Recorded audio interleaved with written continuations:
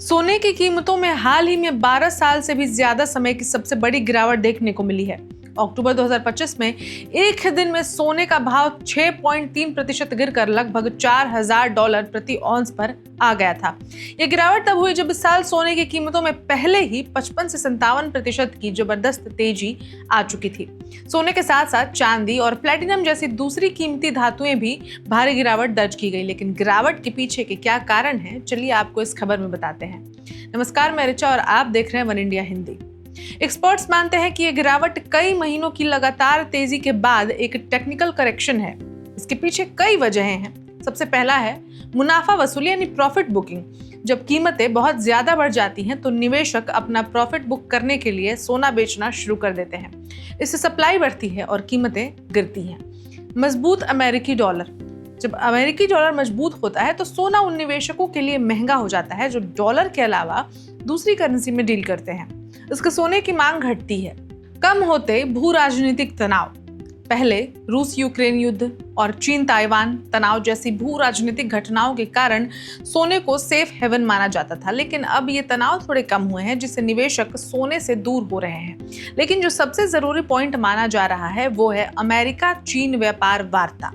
अमेरिकी राष्ट्रपति Donald Trump और चीनी राष्ट्रपति शी जिनपिंग के बीच साउथ कोरिया में होने वाली संभावित बैठक से ट्रेड डील की उम्मीदें बढ़ी हैं। इससे ग्लोबल इकोनॉमी में सुधार की उम्मीद भी जगी है, जो जोखिम वाली संपत्तियां जैसे स्टॉक को फायदा पहुंचाता है और सोने जैसी सेफ हेवन को उसकी मांग को घटाता है। अब गिरावट से पहले सोने ने 2025 में लगभग 55% की रिकॉर्ड तोड़ तेजी देखी थी। इस तेजी के कारण थे मुद्रास्फीति यानी इन्फ्लेशन की आशंकाएं। लोगों को डर था कि महंगाई बढ़ सकती है, इसलिए उन्होंने अपनी पूंजी को सोने में सुरक्षित रखना चाहा। केंद्रीय बैंकों की खरीदारी। दुनिया भर के केंद्रीय बैंक अपने विदेशी मुद्रा भंडार में विविधता लाने के लिए यानी कि वैरायटी के लिए सोना खरीद रहे थे। खुदरा निवेशकों का उत्साह। आम निवेशक भी सोने में निवेश करने के लिए उत्साहित थे। फेडरल रिजर्व की ब्याज दरों में कटौती की उम्मीद। जब ब्याज दरें कम होती हैं तो सोने में निवेश करना ज्यादा आकर्षक हो जाता है, क्योंकि इस पर कोई ब्याज नहीं मिलता। तकनीकी रूप से सोने में अब मंदी का रुख दिख रहा है। $4,380 पर बना डबल टॉप पैटर्न इस बात की पुष्टि करते हैं कि कीमतें नीचे जा सकती हैं।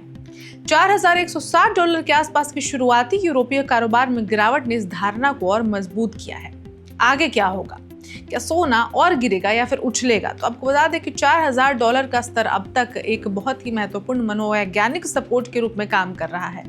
अगर कीमतें $3,947 से नीचे गिरती हैं तो $3,838 तक और गिरावट देखने को मिल सकती है। हालांकि सोना अभी भी अपने 100 दिवसीय EMA यानी कि एक्सपोनेंशियल मूविंग एवरेज के ऊपर है, जो इसकी लंबी अवधि की तेजी को बरकरार रखता है। ज्यादातर विश्लेषक का मानना है कि सोना $4,000 के स्तर के आसपास कुछ समय के लिए कंसोलिडेट यानी कि एक ही रेंज में रह सकता है।